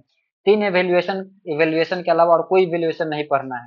Front end, formative, summative. समिटिव के अंदर ही क्रिटिकल अप्रेजल होता है, उसको हम लोग रेमिडियल इवेल्युएशन की बात यहाँ पे की जा रही है, मगर वो ऐसा कुछ होता नहीं है, इस नाम का कोई चीज है ही नहीं। वो आपका समेटिव वाले में ही सारा चीज वीकनेस देखा जाता है, जबकि मूल्यांकन का मतलब ही है कि भाई उसमें सारा वीकनेस हमको रिवील करना है। तो यहाँ पे कंप्लीटेड एग्जीबिशन की बात है, तो कंप्लीटेड एग्जीबिशन जब कंप्लीट हो जाता है तो समेटिव करते हैं। प्लानिंग के समय जो हम लोग वीकनेस देखते हैं वो फ्रंट एंड में देखते हैं, बनाते समय जो जब एग्जीबिशन बन रहा होता है उसमें हम लोग फॉर्मेटिव देखते हैं। तो यहाँ पे रिमीडियल इवेल्युएशन कहाँ से आ गया? ये क्वेश्चन जिसने भी सेट किया वो पता नहीं कौन सा बुक से किया है, मगर जब मैंने अभी तक मैंने जो जितने जो म्यूजियोलॉजी के बुक पढ़े उसमें हम रिमीडियल इवेल्युएशन का नाम मैं पहली बार सुन रहा हूँ, तो ये मुझे ठीक नहीं लगा। बाकी आंसर की के ये द्वारा ट्री दिया गया है, आप जिसको फॉलो करना चाहें फॉलो कर सकते हैं, मैं रेफरेंस के साथ बात कर रहा हूँ। मैं ऐसे कोई भी बात नहीं कर रहा हूँ, या आंसर कोई भी चीज मैं हर एक क्वेश्चन को पहले एक बार रेफरेंस से मिला लेता हूँ कि इसके आंसर सही है या नहीं। अगर आंसर सही गलत जो भी होते हैं मैं उसके बारे में चर्चा कर देता हूँ। ये पूरी आंसर की के आधार पर ये आंसर 3 है, जबकि होना चाहिए इसका आंसर 4। ठीक है, चलिए अगले प्रश्न पर आगे बढ़ते हैं। Question number 80, which of the following inert and non reactive gases can be used for creating an untoxic environment for treatment of infested objects. संक्रमित वस्तुओं के उपचार के लिए एनॉक्सिक वातावरण बनाने के लिए निम्नलिखित में से कौन सी अक्रिय और गैर प्रतिक्रियाशील गैसों का उपयोग किया जा सकता है? पहला आर्गन, दूसरा नाइट्रोजन, तीसरा हीलियम, चौथा ऑक्सीजन। नीचे कोड दिए गए हैं और ये काफी इजी क्वेश्चन है। जो भी इसके बारे में अगर थोड़ा सा भी केमिस्ट्री जानते हैं, थोड़ा सा भी, तो उनके लिए काफी इजी क्वेश्चन है। इसका right answer option 1, argon, nitrogen, helium, ये जो है आपका इनर्ट गैस में आता है। ऑक्सीजन जो है रिएक्टिव है, ये हर किसी से रिएक्ट करते चलता है, हर किसी के साथ रिएक्शन करता है। तो आप इसको किस तरीके से एक प्रकार से नॉन रिएक्टिव गैस में रख सकते हैं? तो डी ऑप्शन यहाँ पे था वो छटेगा, D option, A B C बचेगा जो कि ऑप्शन 1 में है। ठीक है, तो अगर आप लोग जैसे कि कोई भी चिप्स कुरकुरे खाते हैं, उसमें भी इनर्ट गैस ही भरा रहता है जो कि रिएक्ट नहीं करता है। दैट्स वाई वो जल्दी खराब नहीं होता है। अगर उसमें नॉर्मल ऑक्सीजन भर दिया जाएगा, वो अगले दिन चिप्स के फैक्ट्री में से बन के निकलेगा और अगला दिन पता चला आपके पास आएगा तो वो पूरा खराब हुआ है। अधिकतर लोग जो गैस चिप्स के पैकेट में का गैस निकल गया रहता है वो जल्दी नहीं खाते हैं, नहीं लेते हैं। रीजन, क्योंकि वो उसमें ऑक्सीजन गया हुआ है और रिएक्शन करेगा और वो अंदर का जो भी फूड है वो कहीं ना कहीं कंटेमिनेटेड हो गया होगा, खराब हो गया होगा। That's why. और कभी भी अगर चिप्स कुरकुरे लेते हैं तो उसमें का हवा निकला हुआ कभी ना ले। ठीक है, 2 पैसा कम में ही क्यों ना दे। मतलब कभी कभी क्या होता है, बोलते हैं कि अभी तुरंत फाड़ने में फट गया है, मतलब उसको जब चिप्स को अलग कर रहे थे तो उसमें वो क्या हो गया, फट गया है। तो बोलिए कि फटा तो वो आपके हिसाब से फटा, मैंने नहीं फाड़ा तो मैं नहीं लूंगा। ठीक है, चलिए अगले प्रश्न फिर आगे बढ़ते हैं। Question number 81, freezing is a method, freezing विधि का उपयोग किसमें किया जाता है? A, of eradicating fungal and insects investigation in an object, किसी वस्तु में कवक और कीट संक्रमण को समाप्त करने में। B, used as a disaster response to drive water lost books, आपदा प्रक्रिया के अनुरूप प्रक्रिया के रूप में जल जमाव वाली पुस्तकों को सुखाने के लिए। तीसरा, use to treat weeping glass, रोते हुए कांच के इलाज में। और चौथा, ऑफ प्रिजर्विंग बायोलॉजिकल स्पेसिमन, जैविक नमूनों के संरक्षण में। वीडियो को पॉज कीजिए, इसमें से 2 पार्ट छटेगा, 2 ही आंसर सही होगा। तो बताइए फ्रीजिंग मेथड किसमें यूज होगा? राइट आंसर दीजिए।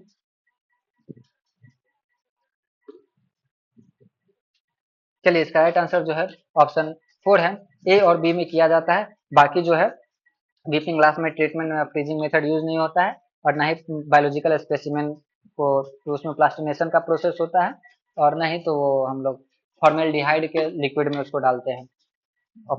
तो ऑप्शन 4 जो है, ए और बी, यही दोनों सही है। चलिए अगले प्रश्न की ओर आगे बढ़ते हैं। Question number 82, the purpose of adding a restrainer to alcohol use to cleaning varnish on a canvas painting is to. Canvas painting पर वार्निश की सफाई के लिए उपयोग किए जाने वाले अल्कोहल में एक निरोधक जोड़ने का उद्देश्य है। पहला, allow the varnish to be dissolve without affecting the painted layer, paint की परत को प्रभावित किए बिना वार्निश की परत को घोलने के लिए। दूसरा, dissolve the paint and varnish layer, paint और वार्निश की परत को घोलने के लिए। तीसरा, make the solvent act fast, विलायक को तेजी से क्रियान्वित करने के लिए। और चौथा, fix the paint layer with ground, पेंट की परत को तैल चित्र के आधार पर जोड़ने के लिए। तो वीडियो को पॉज कीजिए और आज का राइट आंसर देखिए।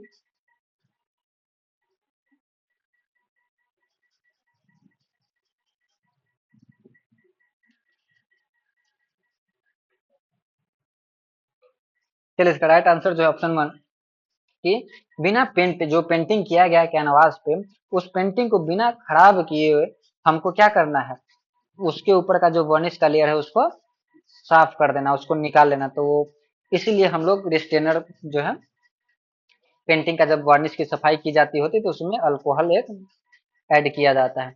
अगर हम लोग पेंटिंग यहाँ पे जैसे dissolve the paint and varnish layer, भाई पेंटिंग जब डिजोल्व ही पेंट डिजोल्व ही हो जाएगा तो पेंटिंग बचा कहाँ? फिर अगला है मेक द सॉल्वेंट, अगर तेजी से एक्शन लेगा, अगर काम करेगा, तो फिर पता चला कि पूरा वर्निश का लेयर खत्म हो जाएगा, वर्निश के साथ साथ पेंटिंग का लेयर, पेंट भी खत्म हो जाएगा। और fix the paint layer with ground, वैसा नहीं किया जाता। पेंटिंग के लेयर को ग्राउंड से जोड़ने के लिए हमें इसका यूज नहीं किया जाता है।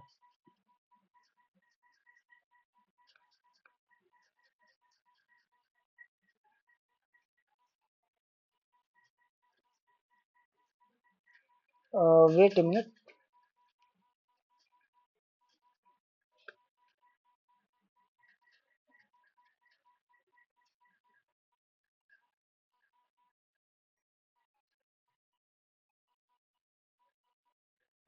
चलिए। जी।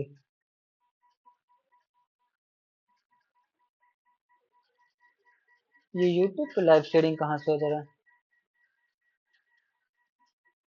अच्छा, यूट्यूब पे भी लाइव शेयर हो रहा है। मैं करूंगा अगली बार से। तो ये आपका आंसर हो गया। चलिए अगले प्रश्न पर आगे बढ़ते हैं। Question number 83, who is the author of book on display A design grammar of museum exhibition. पुस्तक ऑन डिस्प्ले एक design grammar for museum exhibition का लेखक निम्न में से कौन है? पहला एपी अलेक्जेंडर, दूसरा मार्गरेट हॉल, तीसरा डेविड डीन और चौथा माइकल बैचलर बेल्चर। बैचलर पढ़ रहा हूँ। चलिए इसका राइट आंसर जो है ऑप्शन टू है, मार्गरेट हॉल जो है उनका बुक है और ये काफी बुक अच्छा है। इसका पढ़ना है तो शायद इंटरनेट आर्काइव पे बोरो करके आप इस बुक को पढ़ सकते हैं। पूरा बुक पढ़ना तो लगभग 300 प्लस का पेज का ये बुक है। चलिए अगले प्रश्न के आगे बढ़ते हैं। Question number 84, match the intelligence in list one with activities they are associated with in list two. सूची एक में बुद्धियों के प्रकार का मिलान सूची दो में उनसे संबंध गतिविधियों के साथ करें। लिस्ट वन में लिंग्विस्टिक भाषाई, बॉडली कैनेस्टिक कैनेस्थेटिक्स किनेस्थेटिक्स शारीरिक किनेस्थेटिक्स, स्पेटियल स्थानिक और चौथा इंटरपर्सनल पारस्परिक। लिस्ट टू में है पेंटिंग, दूसरा है राइटिंग बुक्स किताबें लिखना, तीसरा टीचिंग शिक्षण और चौथा डांसिंग नृत्य। ये मुझे लगता है इजी क्वेश्चन है।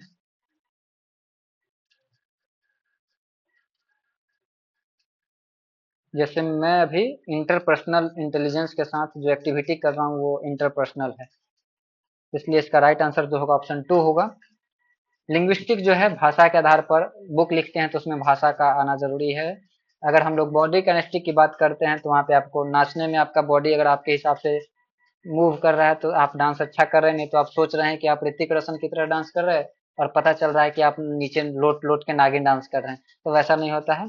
तो बॉडी कैनेस्थेटिक की बात किया जाए तो उसके लिए आपका डांस में आपका बॉडी सही से आपके माइंड से काम करना चाहिए। उसके बाद आ जाता है स्पेटियल। स्पेटियल मतलब रुका हुआ चीज में स्थानिक है वो पेंटिंग।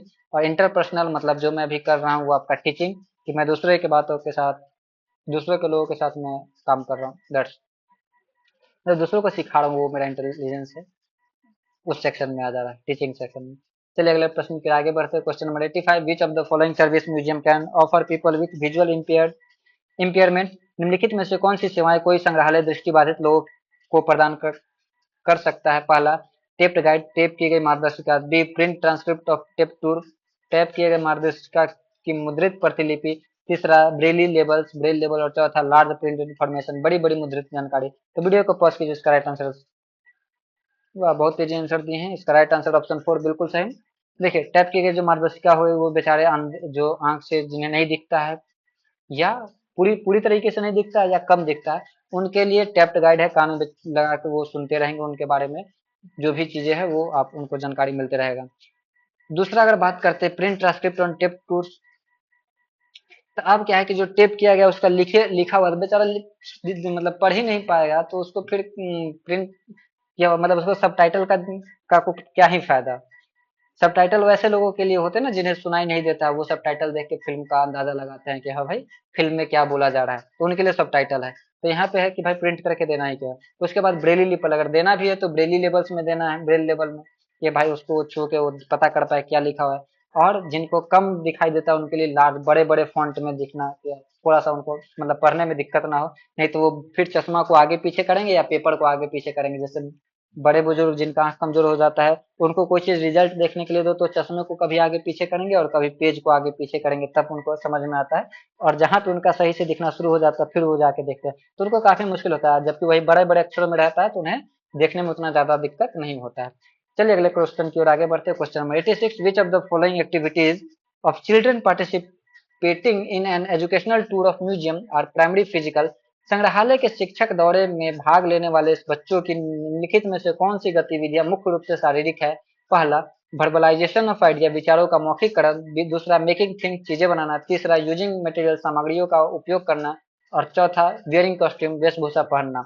वीडियो को पॉज कीजिए, ये भी बहुत इजी क्वेश्चन है, कोई ज्यादा हार्ड है नहीं, ये जनरल नॉलेज वाला क्वेश्चन है। चलिए आप लोग जो आंसर दिए हैं बिल्कुल सही दिए हैं।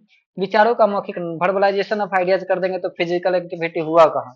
फिजिकल एक्टिविटी का मतलब ये हो गया कि भैया जी आप ये काम करो, ये मटेरियल बनाओ, कपड़ा पहन के आओ। देखते हैं ना स्कूल में बच्चे लोग के साथ कितने एक्टिविटी किए जाते हैं, आर्ट एंड क्राफ्ट का हो जाता है, वो उनको अलग अलग प्रकार के कॉस्ट्यूम पहन करने के आने के लिए बोला जाता है, डांस करने के लिए बोला जाता है, गाने बोला जाता है, ये सारी चीजें उनके पास आइडिया का वर्बलाइजेशन करने की बात नहीं होती है। चलिए अगले प्रश्न की ओर आगे बढ़ते हैं। Question number 87, which of the following could be potential source of revenue for a non government museum. निम्नलिखित में से कौन से गैर सरकारी संग्रहालयों के लिए राजस्व का संभावित स्रोत हो सकते हैं। पहला एडमिशन फीस, प्रवेश शुल्क, दूसरा म्यूजियम शॉप संग्रहालय की दुकान, तीसरा मेंबरशिप प्रोग्राम सदस्यता कार्यक्रम और चौथा गवर्नमेंट ग्रांट सरकारी अनुदान। तो वीडियो को पॉज कीजिए, इसका राइट आंसर सेलेक्ट कीजिए। चलिए इसका राइट आंसर जो है option 1 A B C D, ये चारों जो है प्राइवेट के लिए। भाई कहीं से भी पैसा है उससे पैसे से मतलब है, प्राइवेट है क्या ही कर सकता है। तो उसके लिए एडमिशन फी भी लगा सकता है, शॉप भी लगाएगा, मेंबरशिप प्रोग्राम भी लगाएगा, गवर्नमेंट ग्रांट के लिए भी अप्लाई करेगा, सरकार से भी कुछ पैसा मिल जाए। तो ये चारों उसके लिए रेवेन्यू के लिए पोटेंशियल सोर्स हो सकते हैं। चलिए अगले प्रश्न की ओर आगे बढ़ते हैं। Question number 88, as per the right of person with disabilities act 2016 public building include, विकलांग व्यक्तियों के अधिकार अधिनियम 2016 के अनुसार सार्वजनिक भवन में निम्न में से कौन कौन शामिल है। पहला a service building accessible by public, जनता द्वारा पहुंचा जाने वाला एक सार्वजनिक भवन। दूसरा है private building accessible by public, जनता द्वारा पहुंचा जाने वाला एक निजी भवन। तीसरा है building use for commercial activities, वाणिज्यिक गतिविधियों के लिए उपयोग की जाने वाली एक इमारत। और a building use for religious activities, धार्मिक गतिविधियों के लिए उपयोग की जाने वाली एक इमारत। तो वीडियो को पॉज कीजिए, इसका राइट आंसर सेलेक्ट कीजिए। चलिए इसका राइट आंसर जो है ऑप्शन 1 है ABCD। यहाँ पे हर जगह के लिए उस एक्ट में बताया गया है कि भाई आप अगर कहीं भी पब्लिक के द्वारा कोई भी अगर एक्सेस किया जा सकता है और या कमर्शियल या रिलीजियस है, तो वैसे में आपको क्या कर सकते हैं, वहां पे आपको विकलांग व्यक्तियों का अधिकार हो जाता है कि वहां पे वो जा सकते हैं, वहां पे आ सकते हैं, या उनके वो कुछ फेवर ले सकते हैं, ये सारी चीजें हैं। तो आप इसके बारे में भी अगर ज़्यादा डिटेल से जाना है तो यूपीएससी के ढेर सारे ऐसे चैनल है जहाँ पे इस एक्ट का सर्च करके यूपीएससी लिखिएगा, आपको ढेर सारे नोट्स और ढेर सारे इसके प्रोविजंस मिल जाएंगे जो कि आपके आने वाले एग्जाम्स में काफ़ी हेल्पफुल करेंगे। तो अगर आपको जानना होगा तो दो टाइप का एक्ट, एक डिसेबिलिटीज एक्ट 2016, आरटीए एक्ट 2005 और वाइल्ड लाइफ प्रोटेक्शन एक्ट वो 1972 वाला। आप ये तीन एक्ट कम से कम यूपीएससी वाले जहाँ बैच पे इस चीज़ों को बताया गया है वहां से जाके डिटेल से पढ़ लेंगे, वो काफी ज्यादा हेल्पफुल होगा। क्योंकि मैं तो उसको भी नहीं बताया हूँ, तो मैं आप लोग को रोकूंगा नहीं। 2 दिन का एग्जाम टाइम बचा हुआ है, 2-3 दिन का। तो आप लोग क्या कीजिए कि जाके उस किसी दूसरे का वीडियो देख लीजिए जो कि काफी हेल्पफुल रहेगा आपके एग्जाम के लिए और आपके। हाँ चलिए मतलब इतना काफी है। चलिए अगले प्रश्न फिर आगे बढ़ते हैं। Question number 89, dental tools having micro motor are generally used for cleaning which of the following objects. Dental उपकरण जिनमें माइक्रो मोटर होता है का अमूमन प्रयोग किस तरह के वस्तुओं के उपचार में प्रयोग होता है। पहला आयरन लोहा, दूसरा पत्थर स्टोन, तीसरा कॉपर तांबा, चौथा पेपर कागज। नीचे कोड दिए गए हैं और उसका राइट आंसर सेलेक्ट कीजिए। ये भी इजी क्वेश्चन, मतलब ये सारे क्वेश्चन जो है ना जनरल लाइफ में अगर ये सारी चीजों का आप यूज कीजिएगा ना, आंसर फटाक से दिख जाएगा कि आखिर भाई कहाँ कहाँ किसका प्रयोग किया जा सकता है।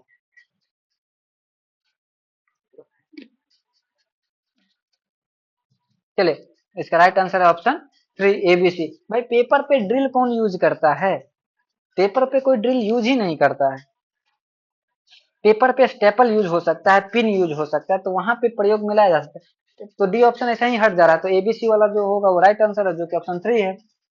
कॉमन सेंस वाली बात थी। चलिए अगले प्रश्न पर आगे बढ़ते हैं। Question number 19, which of the following colour combination can create clashing vibrant effect in exhibition. निम्नलिखित में से कौन सा रंग संयोजन एक प्रदर्शनी में टकराव जीवंत प्रभाव पैदा कर सकता है। पहला रेड एंड ग्रीन लाल हरा, दूसरा पर्पल एंड ब्लू बैगनी नीला, तीसरा ग्रीन एंड ब्लू हरा और नीला और चौथा ऑरेंज एंड येलो नारंगी और पीला। तो वीडियो को पॉज कीजिए, इसका राइट आंसर देखिए। लड़कों लोग को ये क्वेश्चन तो समझ में नहीं आएगा जहां तक मुझे पता है, लड़की लोग को आएगा क्योंकि उनका कलर कॉम्बिनेशन या कलर अच्छा कॉम्बिनेशन करना अच्छा आता है। कुछ कुछ लड़कों में भी होता है, मगर मुझे काफी शक होता है कि 100 में से 2-4 लोग को कलर कॉम्बिनेशन अच्छा लगता होगा। चलिए इसका राइट आंसर जो है ऑप्शन 1 है रेड एंड ग्रीन। देख रहे हैं ये जो रेड एंड ग्रीन जो है वो एक दूसरे में टकराव उसमें दिख रहा है, क्लैश हो रहा है कि मतलब एक दूसरे के अपोजिट। जबकि अगर हम लोग पर्पल ब्लू की बात करते हैं, देख रहे हैं दोनों लगभग सिमिलर लग रहा है। हम लोग अगर ग्रीन एंड ब्लू की बात करते हैं तो वो भी एक दूसरे से मैच करते हुए लग रहा है। अगर हम लोग वही ऑरेंज और येलो की बात करते हैं तो वो भी देख रहे हैं कि एकदम आपस में एकदम मैच कर रहा है, वो एक दूसरे से टकरा नहीं रहा है, जबकि एक दूसरे को कम्प्लीमेंट कर रहा है। जबकि रेड और ग्रीन, भैया बोले रेड वाला बोल रहा है नहीं, रेड वाला बोलता है तुम रुको, ग्रीन वाला बोलता है तुम जाओ। तो आप इस तरीके से भी इसको देख सकते हैं कि यहीं पे क्लैश इफेक्ट और वाइब्रेंट इफेक्ट देखने को मिल जा रहा है। सिंपल सा अगर हम लोग जाते हैं इसका क्या बोल सकते हैं, ट्रैफिक सिग्नल पे क्या होता है, रेड बोलता है रुको, ग्रीन बोलता है नहीं जाओ, रेड बोलता है रुको, ग्रीन। तो ये क्या है, क्लैशिंग क्रिएट, मतलब क्लैश ही क्रिएट कर रहा है ना, टकराव ही उत्पन्न कर रहा है ना। घर में अगर मम्मी बोलती है, अगर आप लोग कहीं घूमने के लिए जाते हैं तो मम्मी बोलती है तुमको नहीं जाना है, पापा बोलते हैं जाओ, पापा बोलते हैं जाओ, मम्मी बोलती है नहीं जाना है। कभी मम्मी बोलती है जाओ, पापा बोलते हैं नहीं जाना। तो ये क्या है, एक दूसरे का टकराव, तो कंफ्यूजन है। तो यहाँ देख सकते हैं, इसमें डिस्क्राइब और ज्यादा नहीं करूंगा, अगले क्वेश्चन की ओर आगे बढ़ता हूँ। A good lightning scheme for museum exhibition in one which exhibition is one which, संग्रहालय प्रदर्शनियों के लिए एक अच्छी प्रकाश योजना वह है जो a enable objects to be seen, वस्तुओं को देखने में सक्षम बनाए, B is safe for objects, वस्तुओं के लिए सुरक्षित है, C is expensive and difficult to maintain, महंगा और बनाए रखने में कठिन है, और D contributes to overall design of the exhibition, प्रदर्शनी के समस्त डिजाइन में योगदान दे। तो वीडियो को पॉज कीजिए और नीचे दिए गए राइट कोड में से, मतलब कोड में से राइट ऑप्शन सेलेक्ट कीजिए। एबीसीडी में से कोई एक छांट दीजिए, आपको मतलब उसको अलग कर दीजिए, आपका आंसर मिल जाएगा। यहाँ भी कोई मतलब ज्यादा माथा लगाने वाला बात नहीं, मतलब दिमाग लगाने वाली बात नहीं, सिंपल है।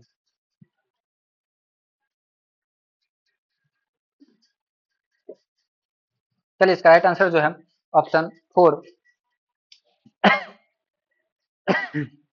तो एक, अगर एक अच्छा लाइटनिंग स्कीम की अगर प्रकाश योजना अगर आप ला रहे हैं, तो सबसे पहले कि आप जो लाइट ला रहे हैं उससे वस्तु दिखाई दे, सॉरी। दूसरा, वस्तुओं के लिए सुरक्षित हो। तीसरा, अब जरूरी नहीं कि महंगा हो, सस्ता से भी काम चलाया जा सकता है और उसको मेंटेन करने में भी प्रॉब्लम ना हो। जैसे कि अगर बात करें तो सबसे सेफेस्ट वे है फाइबर ऑप्टिकल, किसी भी एग्जीबिशन को लाइटिंग करने के लिए, मगर वो बहुत एक्सपेंसिव होता है और उसको मेंटेन करना काफी डिफिकल्ट होता है।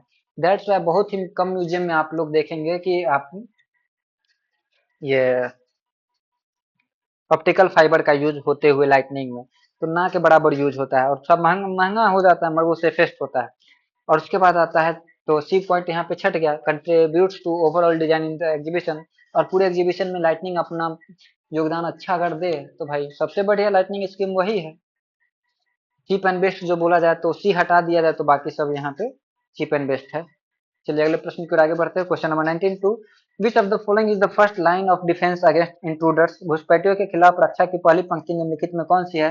पहला, Windows field with grill, grill लगी हुई खिड़कियां। दूसरा, रूफ ग्लास लाइट्स, छत की रोशनी। तीसरा, बिल्डिंग सेल, इमारत का खोल। और चौथा, पेरीमीटर वॉल और फेंस एंड गेट, परिधि की दीवार या बाड़ और गेट।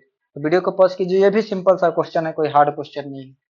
म्यूजियम आर्किटेक्चर से रिलेटेड क्वेश्चन है या और म्यूजियम सिक्योरिटी से रिलेटेड क्वेश्चन है, या कहा जाए कि दोनों को मिला देने के बाद जो टॉपिक बन रहा है उससे रिलेटेड क्वेश्चन है। चलिए इसका राइट आंसर जो है ऑप्शन 4, पेरीमीटर वॉल और फेंस एंड गेट। बिल्डिंग से पहले आपको पेरीमीटर पार कीजिएगा तभी तो आप म्यूजियम के अंदर घुस पाइएगा। तो सबसे पहले आपका वॉल, फेंस या गेट जो है वो सबसे मेन पार्ट हो जाता है, सिक्योरिटी का फर्स्ट लाइन ऑफ डिफेंस वही है। चलिए अगले प्रश्न की ओर आगे बढ़ते हैं। Question number 93, city palace Jaipur is managed by, city palace Jaipur किसके द्वारा प्रतिबंधित प्रबंधित किया जाता है? प्रतिबंधित में बोल रहा हूँ। पहला, महाराजा Uday Singh second museum trust, महाराजा उदय सिंह द्वितीय संग्रहालय ट्रस्ट। दूसरा है गवर्नमेंट ऑफ राजस्थान, राजस्थान सरकार। तीसरा the government of India, Bharat सरकार। चौथा है महाराजा सवाई मान सिंह द्वितीय सेकंड म्यूजियम ट्रस्ट, महाराजा सवाई मान सिंह द्वितीय संग्रहालय ट्रस्ट। मतलब बात तो सेम है। चलिए इसका राइट आंसर आप लोग सिलेक्ट कीजिए, क्या होगा इसका राइट आंसर। चलिए इसका राइट आंसर जो है ऑप्शन 4 है, महाराजा सवाई मान सिंह द्वितीय संग्रहालय ट्रस्ट, इसके द्वारा मैनेज किया जाता है सिटी पैलेस जयपुर।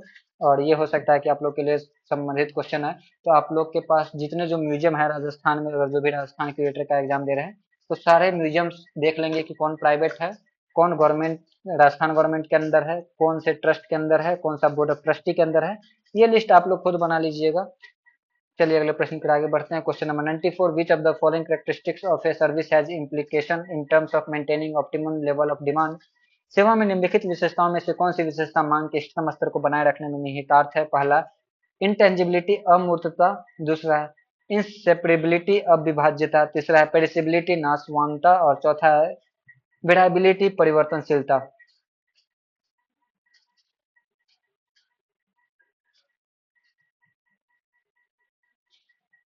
चलिए इसका राइट आंसर जो है ऑप्शन 3 है, पेरिसिबिलिटी, नाशवानता। तो यहाँ पे बात किया जा रहा है कि सर्विस का, कि वो भी टर्म में कि किस तरीके से डिमांड को लेवल बनाए रखा जाए, तो वो आपका आ जाता है पेरिसिबिलिटी। और ये थोड़ा सा म्यूजियम जो मार्केटिंग है उससे रिलेटेड क्वेश्चन है।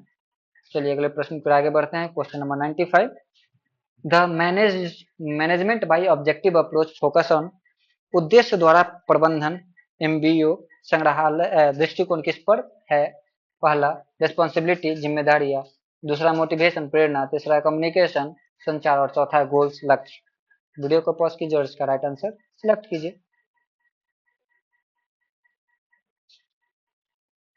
तो इसका राइट आंसर जो है ऑप्शन 4 है, लक्ष्य, गोल्स। कि मैनेजमेंट का जो दृष्टिकोण जो है सबसे ज्यादा लक्ष्य पर ही निर्भर रहता है, गोल पे ही, कि भाई वो अर्जुन की तीर की तरह, मतलब अर्जुन वो जो पंछी मछली की जो आंख देख रहा था, वो वाला।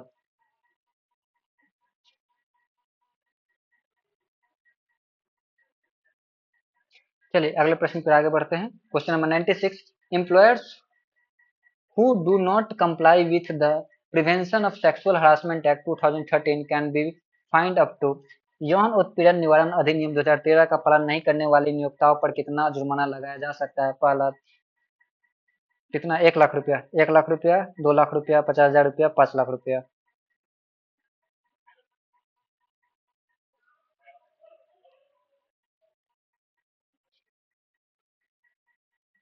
चलिए इसका राइट आंसर जो है ऑप्शन 3 है, 50,000 रुपया तक फाइन लग सकता है। तो ये ये एक्ट के बारे में भी आप लोग यूट्यूब पे एक बार गो थ्रू कर लीजिएगा कि इसमें कितने पैसे लगते हैं, इसमें क्या क्या प्रोविजंस है, क्या क्या दंड है, ये सारी चीजें। Question number 97, which of the following publication are administrative publication, निम्नलिखित में से कौन सा प्रकाशन प्रशासनिक प्रकाशन है? पहला ट्रेनिंग मैनुअल्स, प्रशिक्षण मार्गदर्शिका। दूसरा जर्नल, पत्रिका। तीसरा एनुअल रिपोर्ट, वार्षिक रिपोर्ट। और चौथा एग्जीबिशन कैटलॉग, प्रदर्शनी कैटलॉग। वीडियो को पॉज कीजिए, इसका राइट आंसर सेलेक्ट कीजिए। चलिए इसका राइट आंसर जो है ऑप्शन 4 ए और सी, ट्रेनिंग मैनुअल्स और आपका एनुअल रिपोर्ट, ये आपका एडमिनिस्ट्रेटिव पब्लिकेशन है। और इसके बारे में अधिक जानना है तो एक संग्रहालय और जनसंपर्क करके एक पुस्तक है, वो पुस्तक में जाइएगा, हर टाइप का आपको डिटेल्स मिल जाएगा कि कौन कौन से किस टाइप के पब्लिकेशन है। चलिए अगले प्रश्न पर आगे बढ़ते हैं। Question number 98, identify the correct sequence of the following step involve in educational visits of school children to museum, संग्रहालय में स्कूली बच्चों की शैक्षिक यात्राओं में शामिल निम्नलिखित चरणों के सही अनुक्रम की पहचान करें। पहला booking the class visit, class के आने की बुकिंग। दूसरा इवेल्युएशन, मूल्यांकन। तीसरा link curriculum and museum resource, पाठ्यक्रम और संग्रहालय के संसाधनों में तालमेल बिठाना। चौथा talk and discussion about the exhibits and use of worksheet, प्रदर्शनों के बारे में बातचीत और विचार विमर्श और कार्यपत्रकों का उपयोग।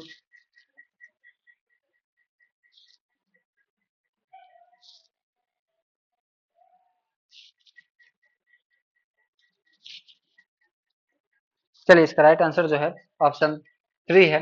देखिए सबसे पहले कहीं पे भी अगर म्यूजियम में कोई स्कूल का ग्रुप जा रहा है तो सबसे पहले देखा जाता है कि उसमें जो सब्जेक्ट है, उसका जो करिकुलम है, वो किसी म्यूजियम के में से संबंधित है या नहीं। जैसे मान के चलिए कोई हिस्ट्री का है कोई सब्जेक्ट, और वो एंशियंट प्री हिस्ट्री के बारे में, आदिमानव कैसे थे, पत्थर स्टोन टूल किस तरीके के होते थे, ये सारी चीजों को बताना है, तो उनके लिए वो लेके जाएंगे म्यूजियम, क्योंकि म्यूजियम में आर्कियोलॉजिकल आर्टिफैक्ट्स काफी अच्छे तरीके से रहते हैं और दिखाए भी गए रहते हैं। तो वो सबसे बेस्ट तरीका है। तो वो पहले लिंक किया जाएगा कि हाँ म्यूजियम के रिसोर्स के साथ तालमेल बैठ रहा है, उसका सही से मैच कर रहा है, तब उसके बाद वहाँ पे उसके लिए क्लास विजिट होगा। तो इससे पहले भी एक होता है कि टीचर जो है वो पहले जाके म्यूजियम घूम के आएगा और सारी जानकारी लेके आएगा और बता के आएगा कि हम लोग इस दिन आएंगे, हमें इस दिन आप लोग क्या कीजिएगा, थोड़ा सा गाइड कर दीजिएगा, हेल्प कर दीजिएगा। तो एक प्रकार से रिक्वेस्ट भी होता है या एक प्रकार से इन्फॉर्मेशन भी देना हो जाता है। उसके बाद क्या होता है, उसी दिन वो लोग बुक भी कर लेते हैं। फिर उसके बाद आ जाता है आपका कि अब जब स्कूली बच्चे स्कूल में वहाँ पे म्यूजियम पहुंचेंगे, तो वहाँ म्यूजियम के जो भी पर्सन होंगे, चाहे गाइड होंगे या क्यूरेटर जो भी, वो एक इंट्रोडक्शन पार्ट देंगे, उन लोग का ओरिएंटेशन करेंगे। फिर उनको म्यूजियम एग्जीबिशन घुमाएंगे। एग्जीबिशन घुमाने के बाद उस पे कुछ एक्टिविटी जैसे वर्कशीट देना होगा, बातचीत करना होगा, स्टोरी टेलिंग हो गया होगा, क्वेश्चनरीज हो गया होगा, क्यूज हो जाएगा, ये सारी चीजें हो जाएगी। और लास्ट में वैल्यूएशन होगा और उसके बाद फिर वापस घर में बच्चे लोग चले जाएंगे। तो इस प्रकार से सारा कहानी हो जाता है। और हाँ, इसके बीच में मैं एक चीज छोड़ दिया कि लास्ट में धन्यवाद ज्ञापन भी होता है कि स्कूली बच्चे और टीचर जो होते हैं स्कूल के, वो म्यूजियम का धन्यवाद ज्ञापन भी करते हैं, थैंक्स गिविंग। और उसके बाद तब वापस हो जाता है। मतलब कहानी इतना दूर तक का है। फिर question number 99, which of the following is a qualitative difference between family learning and individual as learner in a museum. निम्नलिखित में से कौन सा किसी संग्रहालय में पारिवारिक शिक्षा और व्यक्ति शिक्षार्थी के रूप में के बीच एक गुणात्मक अंतर है? पहला, वॉलेंटरी कैरेक्टर, प्रकृति में स्वैच्छिक। दूसरा, फ्री चॉइस। तीसरा, इनफॉर्मल इन कैरेक्टर, प्रकृति में अनौपचारिकता। और डी चौथा, सोशल इन कॉन्टेक्स्ट, संदर्भ में सामाजिक।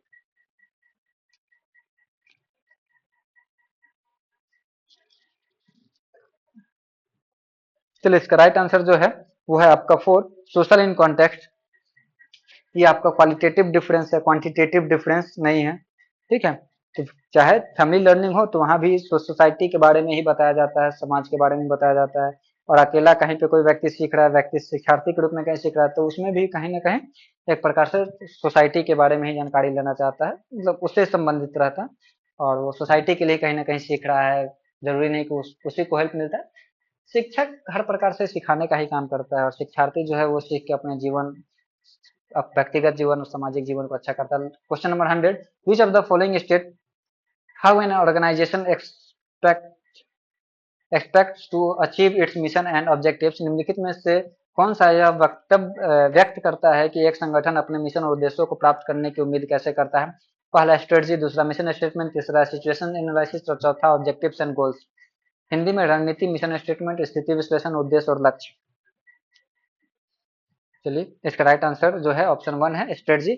आपका मिशन स्टेटमेंट के बाद आपका स्ट्रेटजी ही आता है कि आप किस स्ट्रेटजी से अपने मिशन और ऑब्जेक्टिव को फुलफिल कीजिएगा।